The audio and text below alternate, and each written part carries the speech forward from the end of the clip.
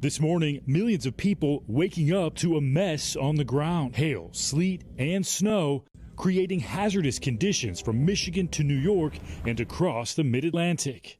Ice wreaking havoc along Interstate 80 in Pennsylvania.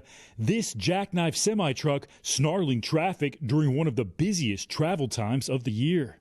Car crashes sending emergency crews to this intersection in Saginaw, Michigan. And in Rochester, New York, this plane braving challenging takeoff conditions to fly out in heavy snow.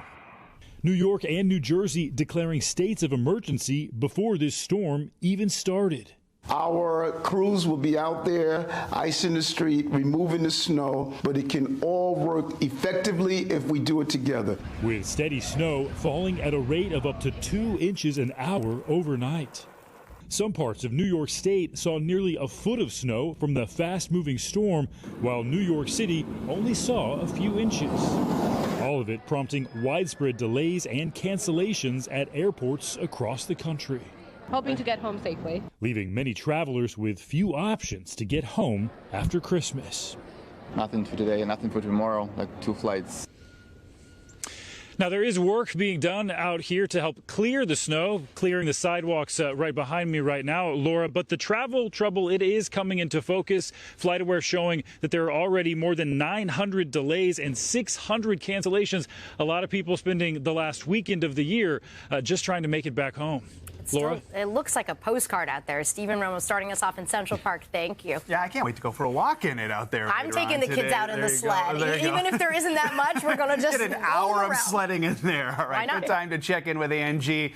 The worst of it's over, right? The worst of it is over indeed, guys. We're going to see the snow kind of continuing to taper off. It's mostly out of the picture already for folks across the Northeast, but you can see a couple of these lingering snow showers for the extreme eastern portions of the region. And when we look at those snow totals so far, which is really going to be basically where we top out at, notice where all the heaviest of the snow fell. It was way back in parts of upstate New York. You can see over 8 inches in places like Walton, Moravia, even Albany, 6 inches there. New York City, not quite as much, 2.3 inches. JFK picked up about 2.5 inches. So we got some snow. You're going to wake up to some wet stuff on the roads as far as the slick conditions are concerned. That'll last through the day today. But then we basically gear up for this next kind of cross-country storm system.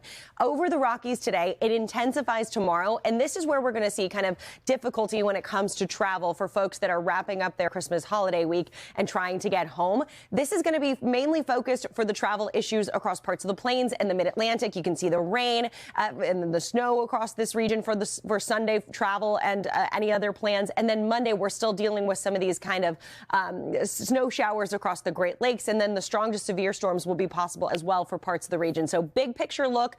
These are the areas that you're going to want to watch: the heavy snow across the Midwest and the Great Lakes, the heavy rain across parts of the Ohio Valley, and then that ice is still going to be something that will impact us here as we get through the next couple of days across parts of the Northeast as that system works across the country, guys. All right, Angie, we'll check in with you again in a moment. Thank you.